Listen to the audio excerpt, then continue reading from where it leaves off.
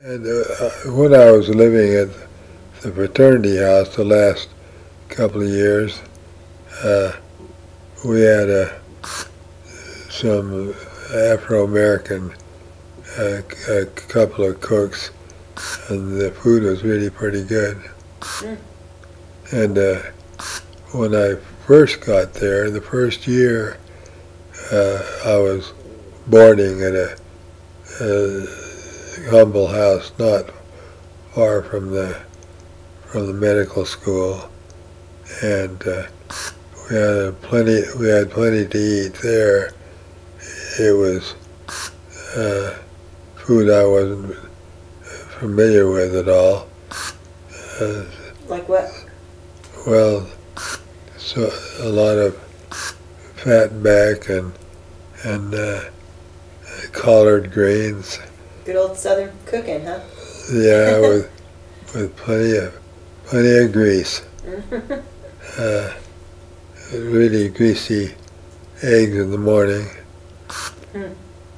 and but so anyway, it was intermittent.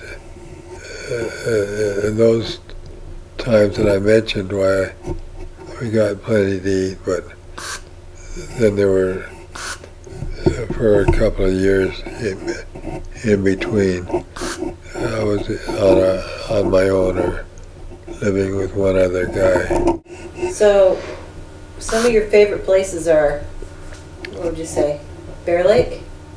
Bear Lake. I love Bear Lake. I love the Tetons and Yellowstone, and so I love San Diego. And being at the beach and watching the ocean? Yeah, and just the wonderful temperature down there. I hate to be cold. I love to be warm, and that's so great, especially in the winter time when the rest of the country's freezing. Think you and Craig will get down there this year? Well, we're hoping. So we've been trying to get down there for the past couple of months, but something was always coming up to prevent our going. And now this month coming up, you're going to have Christmas and Janie's wedding, so. Oh yeah, family things Yep. come first, that's for sure. Yep. We were at church today, they were talking about providence and that whole idea that the providence of God is basically always focused on bending the hard things towards eventual good, your eventual good, you know. And can you see any good at all, or are the consequences or the results of having the MD? You're taught patience. It's really interesting to hear what you just said, because that was the exact subject we had in our priesthood meeting this morning. When you got a medical problem that you can't do anything about, you got to be patient. Well, you're the master at patience. Anytime I'm impatient, I just think, well, if Dad can be that patient, okay, I can have a little bit of patience. Well, you've done it your way, I've done it my way. What for you is the good life? Family. That's it. Yeah, I remember I was really blessed in my employment. Had a wonderful job for a guy that is physically restricted as much as I was, and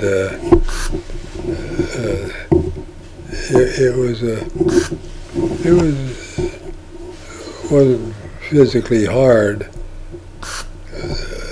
but I remember I was so involved with the family during the weekends that I remember thinking that now I had to go back to work and rest because the family affairs were so strenuous. 9 kids, goodness. But so much fun. Yeah, that's good.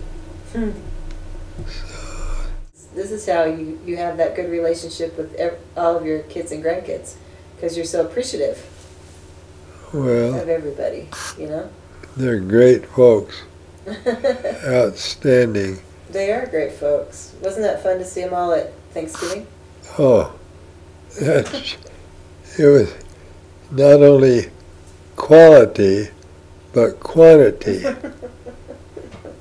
Well, so when you think back over your life, what are you proud of?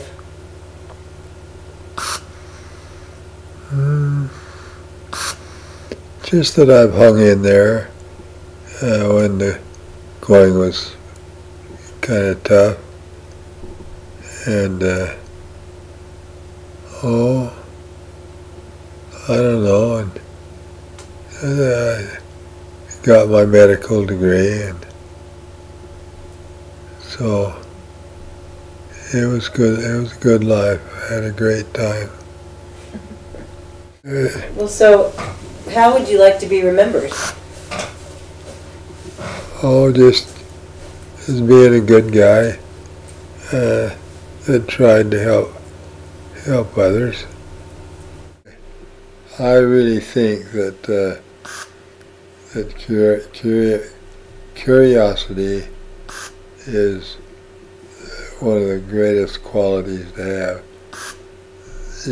Life should never be boring because there's so much to study and learn about.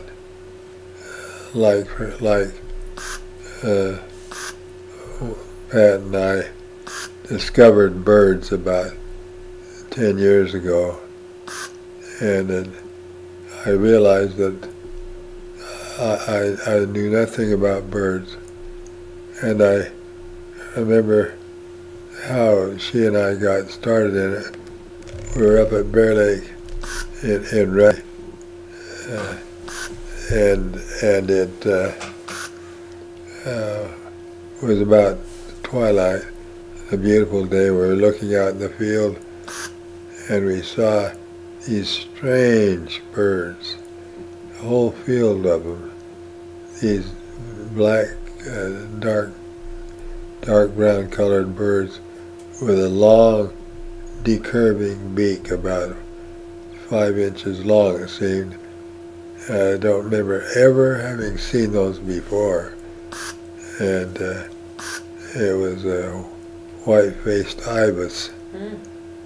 And so we bought a bird book and started looking at birds and found that there were, we went out on one Sunday afternoon and saw 28 different kinds of birds just right up there around Brigham City.